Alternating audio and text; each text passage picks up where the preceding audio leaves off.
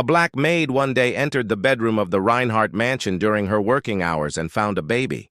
At first, Nia thought she was imagining the sound. She paused, holding the silver polish in one hand and her duster in the other, listening. The Reinhardt estate was never noisy. Then came another sound, a muffled cry, high-pitched and frightened. Nia's heart skipped. She turned toward the long corridor lined with portraits of pale-faced ancestors. The air smelled faintly of lemon wax and roses from the conservatory below. She had worked here 6 months already and knew every sound by heart. The drip of the old faucet in the east wing. The rattle of the pantry door when wind rushed through the chimney.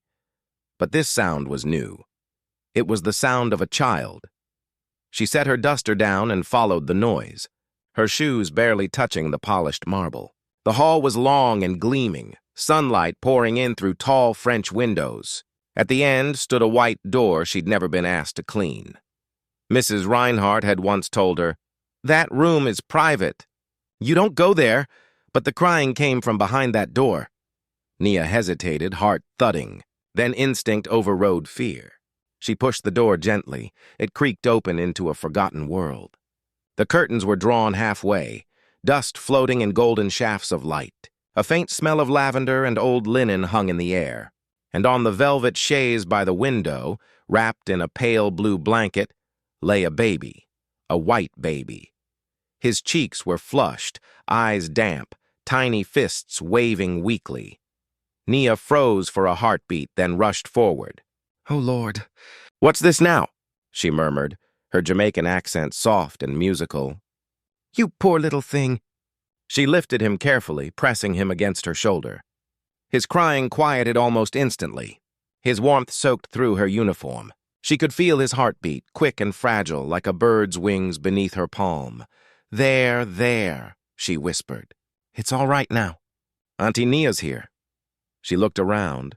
No crib, no bottles, no sign anyone had cared for him recently. Just a silver rattle on the dresser and a folded note half hidden under a book. She reached for it, but before she could read, the sound of heavy footsteps echoed from the hallway. Nia turned sharply. Lord Victor Reinhardt stood in the doorway, his tall frame silhouetted against the light. His gray-green eyes locked on the baby in Nia's arms. "What are you doing here?" he demanded, voice low and trembling. "I heard crying, sir," she said quickly. No one answered. The child was alone. He stepped forward, color draining from his face. "Give him to me." "Sir, he was left unattended." "I said give him to me." The force of it made her flinch. She handed the baby over carefully. The billionaire held the child with a strange mixture of fear and tenderness. For a moment, Nia saw something almost human in his eyes. Grief, maybe, or guilt. Then his face hardened. "You saw nothing," he said coldly. "You'll tell no one about this. Not the housekeeper, not the driver, not anyone," Nia stammered. "But, sir, the child, someone could... Do you understand?" The air around them felt like ice. "Yes, sir," she whispered. He turned sharply and left. The baby clutched tight against his chest. The door closed with a dull thud that echoed in her bones. That night, Nia couldn't sleep. The sound of that baby's cry haunted her dreams. She kept seeing his tiny hand clutching her finger. The way his eyes, blue like a summer sky, had met hers before he was taken away. The next morning, she asked the senior maid, Clara, about it while polishing the grand staircase. "Clara," she whispered, "did you ever hear anything strange in the East Wing?" Clara stopped scrubbing and gave her a long, warning look. "You best hush, girl. Some things in this house don't want discovering." "But there was a baby, Clara." "There is no baby," Clara said firmly. "And if you value your wages, you'll forget you thought otherwise." That night, the white door was nailed shut. Nia heard the hammering echo down the hall.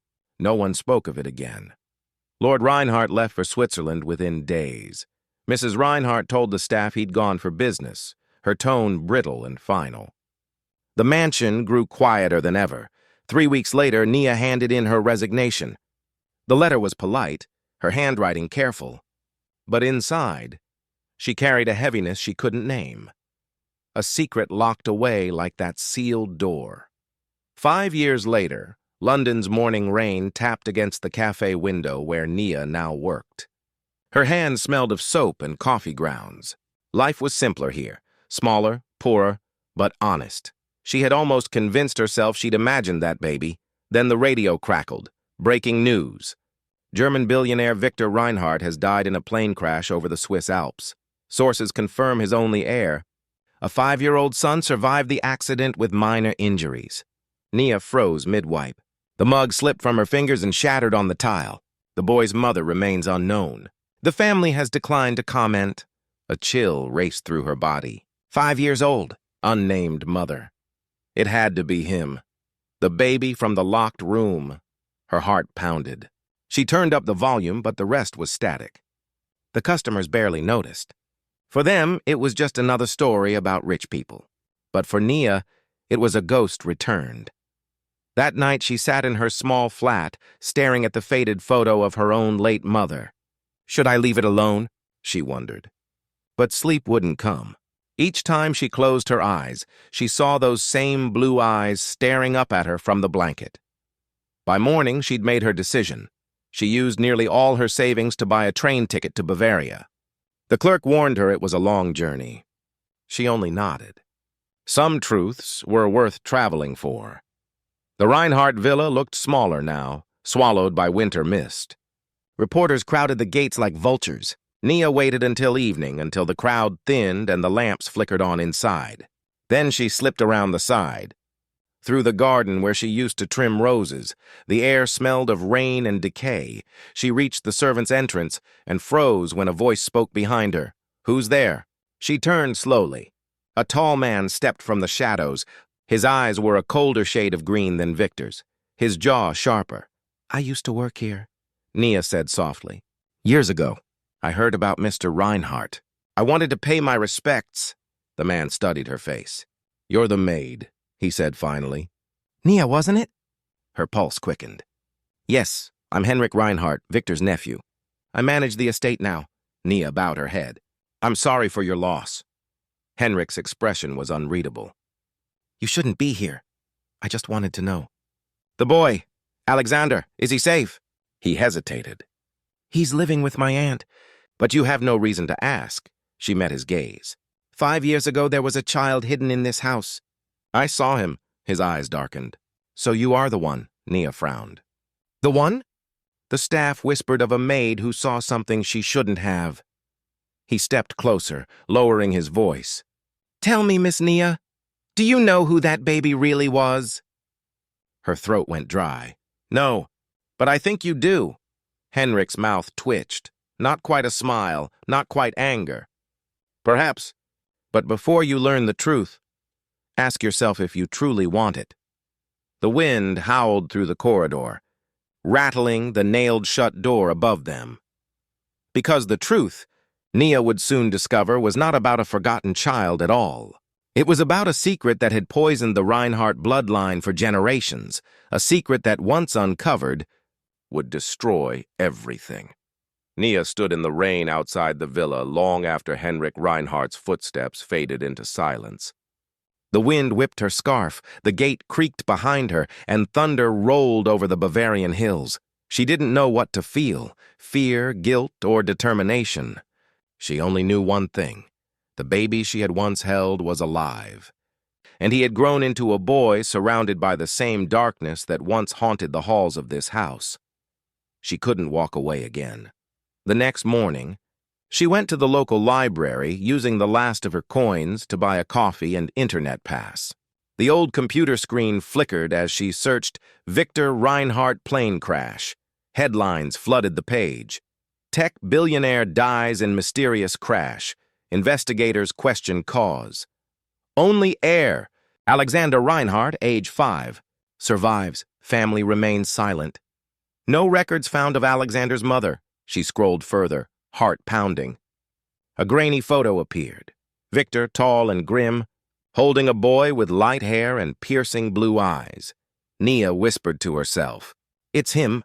The article mentioned the child's guardian, Lady Eleanor Reinhardt, Victor's widowed sister-in-law. She lived in a private estate outside Munich. Nia leaned back in her chair, trembling slightly. The same Eleanor who had visited the mansion once before. She remembered the woman's perfume, sharp as lilacs and secrets. She remembered her gloved hand trailing over the piano, and the way Victor had avoided her gaze that day. She hadn't understood then, but now a strange dread settled in her stomach. There was something about Lady Eleanor that didn't belong to the light. That evening, Nia packed her small suitcase and took a bus to the village near the Reinhardt countryside manor.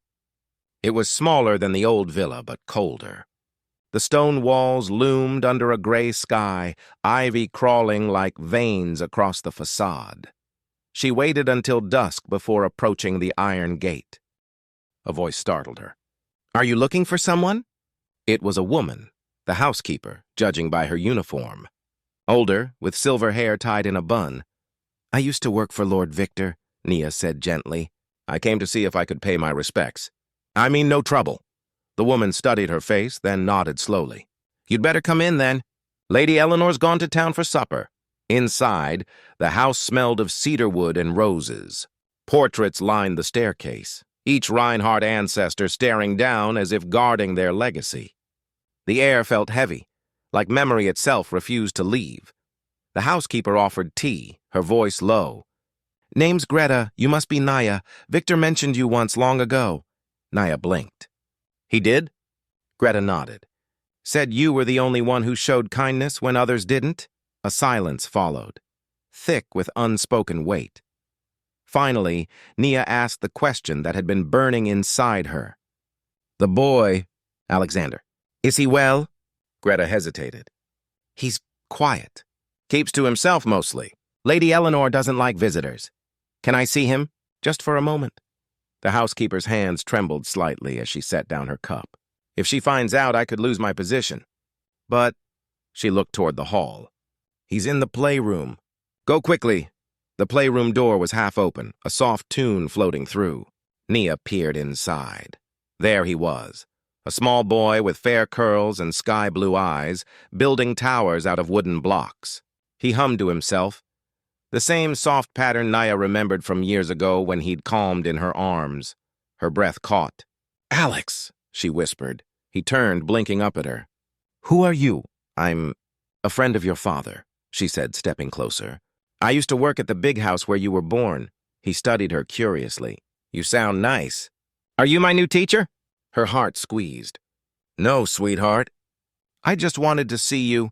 He smiled, that same innocent, unguarded smile, and handed her one of the blocks. "Build with me?" She knelt beside him, the sound of rain tapping softly against the windows. For a few moments, the world outside disappeared. She forgot about secrets, about warnings, about locked doors, until she noticed the drawing pinned to the wall. A child's sketch, crude but clear. It showed a big house, a tall man, a dark-skinned woman holding a baby, and beside them, a woman in a long dress with angry red eyes. Nia's blood ran cold. "Who's that?" she asked gently, pointing to the woman in the drawing. Alex's tone dropped to a whisper. "That's Aunt Eleanor. She says I shouldn't remember Mama, but I do. I remember her singing. She had your skin."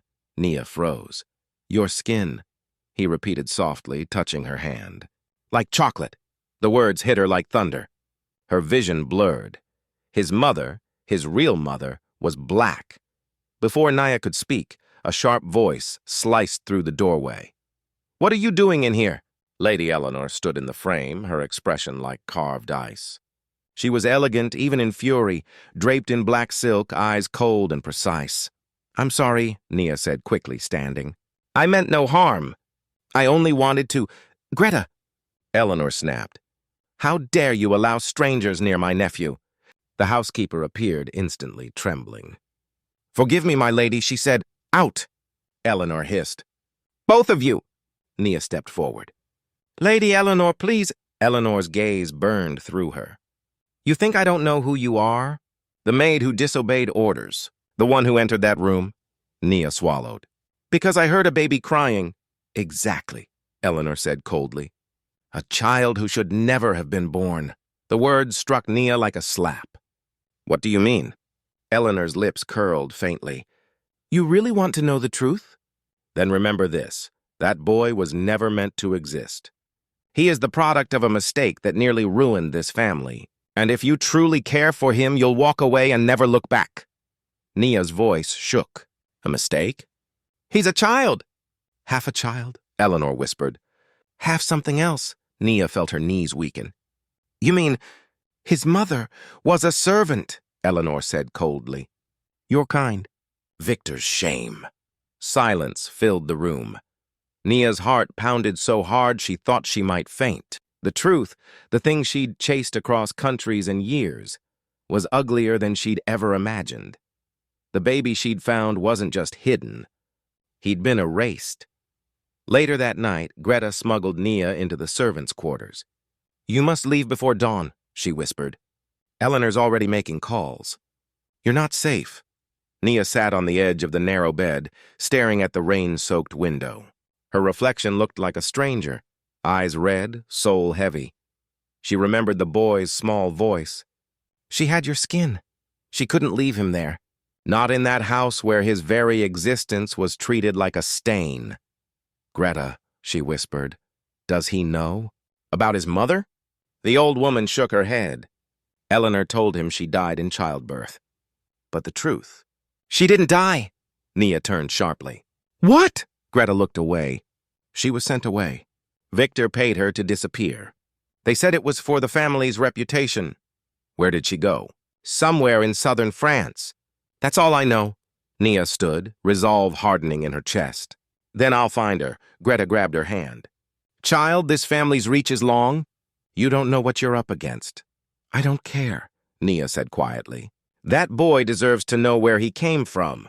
The next day, before dawn, Nia slipped out of the estate with a borrowed map and Greta's blessing. She didn't notice the black car idling a few streets away. Inside, Lady Eleanor sat with a glass of wine and a calm smile. She's leaving, her driver said. Eleanor nodded. Good, let her run. She'll lead us exactly where we need to go. She swirled the wine slowly, watching it catch the light like blood. After all, she murmured, the past must stay buried, and if Nia thinks she can unearth it, she'll join it there. That evening, Nia boarded a southbound train, her reflection in the window merging with the passing hills. In her pocket, she carried the only clue Greta had given her, a faded photograph of a young woman with deep brown eyes and a gentle smile. Alex's mother. On the back, written in faint ink, were the words, Marseille, 2018. Nia closed her eyes, gripping the photo tightly. She didn't know that behind her. A stranger in a dark coat had boarded the same train, eyes fixed on her seat. The hunt had begun. The train rattled through southern France beneath a bleeding sunset. Nia sat by the window, the air thick with salt and heat, her mind replaying every word Lady Eleanor had said. Half a child, half something else. She touched the photograph in her pocket again, the woman with brown eyes and a dimpled smile. Somewhere in Marseille, this woman was alive, carrying the memory of a son the world believed was buried in shame. When the train finally hissed to a stop, Nia stepped onto the cracked platform, clutching her small suitcase. Marseille smelled of seaweed, diesel, and fried bread. The language around her was strange music, but the emotion behind it, exhaustion, hustle, hope, was the same she'd heard in Kingston's markets as a girl. She found a tiny hostel near the harbor and spent her last coins on a room. Then, by lamplight, she wrote a single line in her notebook, "Find the mother. Save the boy." The next morning, she began asking around. Do you know a woman named... She paused, glancing at the back of the photo. Celeste? The flower vendor shook her head. The baker frowned. A dock worker thought for a moment, then said, Old convent, outside town. They take in women who lost everything. By dusk, Nia reached it. An old stone convent by the sea, ivy climbing its walls like memories refusing to die. Inside, nuns moved quietly through candlelight. One of them, tall and kind-eyed, asked in soft French, Can I help you, child? I'm looking for Celeste, Nia said. She would have come here 5 years ago. She had a baby. The nun's expression changed. Follow me. Celeste sat in a small garden behind the chapel, folding laundry in the waning light. Her hair was shorter now, streaked with gray, but those same brown eyes lifted at Nia's approach, eyes that mirrored Alexander's. "Celeste Reinhardt?" Nia whispered. The woman froze. "Who are you?" "My name is Nia. I was a maid in the Reinhardt villa. I found your baby." Celeste dropped the sheet. "You saw him?" "Yes," Nia said, tears rising. "I held him." "I thought you were gone." Celeste's lips trembled. "They told me he died. Victor's lawyer came with a paper, made me sign, said if I spoke, they'd ruin me." Nia knelt beside her. "He's alive." "He's beautiful, but he's being raised by Lady Eleanor. She tells him his mother died." Celeste covered her mouth, a broken sound escaping. "My boy." She looked out toward the sea, shaking. "Victor loved me once. Said he'd protect us. But when Eleanor found out, she said if the press learned he'd fathered a child with a maid, the company would collapse. Victor agreed to send me away until it was safe. I waited." "He never came." Nia hesitated. "Lady Eleanor told me something else. She called him a mistake." Celeste's eyes filled with quiet fire. Eleanor always wanted the fortune. She hated Victor for marrying late, for loving anyone else. That's why she took him from me. And now she's raising my son like her trophy. Nia reached for her hand. "Then we'll get him back." Celeste looked at her, almost afraid to hope. "How? I don't know yet. But he deserves the truth." That night, while the convent bells tolled, a shadow crossed the courtyard. A man in a dark coat slipped through the gate, his boots crunching on gravel. He wasn't alone. "Inside that room," whispered one of the nuns, or rather, a woman, pretending to be one. She removed her veil and spoke into a small radio. "Target confirmed." Outside the window, Nia stirred in her sleep. She thought she heard a whisper. Then, a crash of breaking glass. "Run!" Celeste screamed. Two figures burst through the door. Nia grabbed Celeste's arm, dragging her toward the back hallway. Shards glittered across the floor as a bullet tore through the window frame. They sprinted into the garden. Rain started falling again. Sudden, cold, relentless.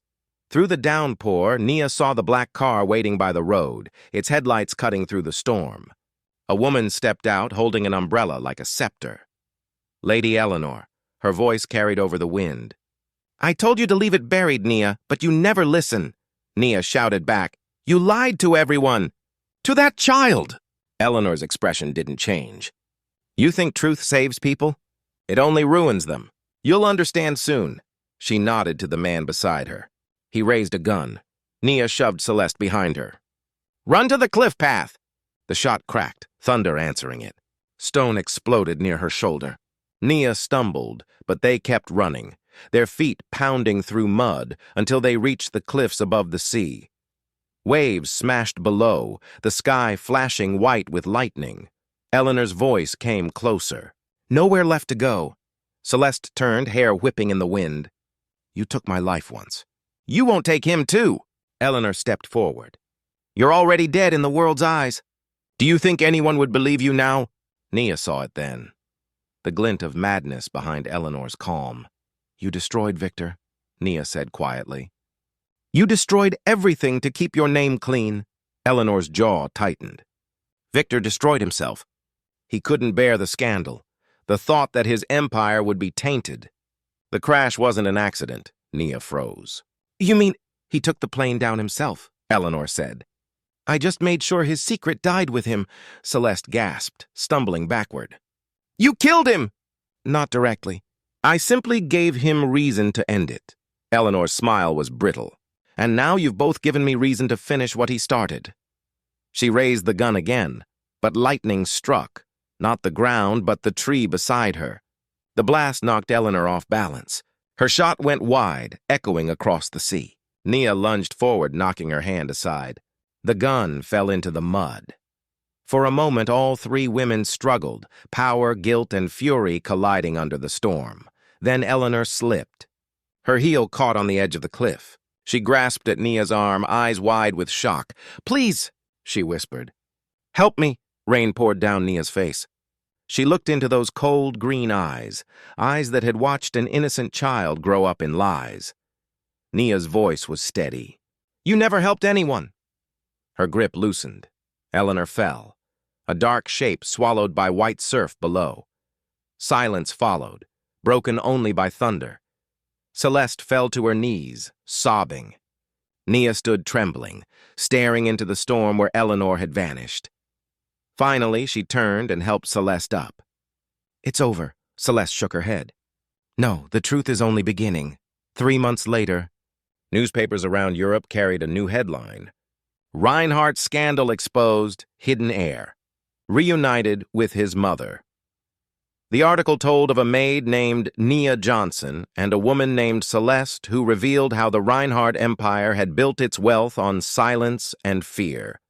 The estate was seized. The company's board dissolved. But the photograph that went viral wasn't of any mansion or court hearing. It was of a small boy standing between two women, holding both their hands. Years later, Nia opened a modest cafe in Marseille. The walls were painted soft yellow, sunlight spilling through lace curtains. On the counter sat a framed photo of 3 people smiling by the sea. Nia, Celeste, and Alexander, now tall enough to reach the counter himself. He often asked about his father. Celeste would tell him, "He loved you." He was just too weak to fight for the truth. And Nia would add quietly, "But your mother was strong enough for both of you." Sometimes, when the evening light caught the waves, Nia thought she saw Eleanor's shadow far beyond the horizon, a warning or perhaps a memory. But she no longer feared it, because she'd learned that truth doesn't just destroy, it frees what's worth saving.